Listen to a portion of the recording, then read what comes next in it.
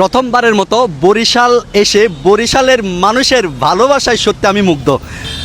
আমি চট্টগ্রামের সন্তান, প্রথমবারের মতো আমি বরিশালে আসছি, বাট এই একটা রং সাইড দিয়ে একটা রিক্সা যাচ্ছে, আমি যদি ওইটাকে বাদ দিই, বরিশাল সিটিটা এত ক্লিন, এত ক্লিন, এত ক্লিন।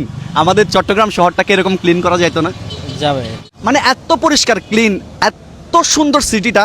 আর বরিশালের মানুষগুলো কিন্তু অনেক সুন্দর সুন্দর, বিশেষ করে ওদের মনটা অনেক সুন্দর এবং এত বেশি আমাদের আপ্যায়ন করছে, এত বেশি ভালোবাসা দিছে।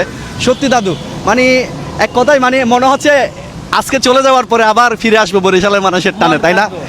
দেখেন শহরটা একবার দেখেন, এই যে এখানে দেখেন কত সুন্দর, একদম কোনো ময়লা নাই, এত ক্লিন ভাই, বিশ্বাস করেন।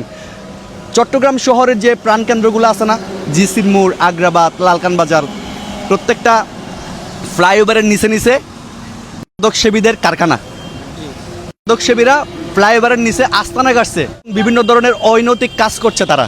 1 কিলোমিটারের ব্যবধানে অনেকগুলা ময়লার ভাগাত থাকে এবং ওই সামনে দিয়ে যাওয়ার সময় এত বেশি দুর্গন্ধ ছড়ায়।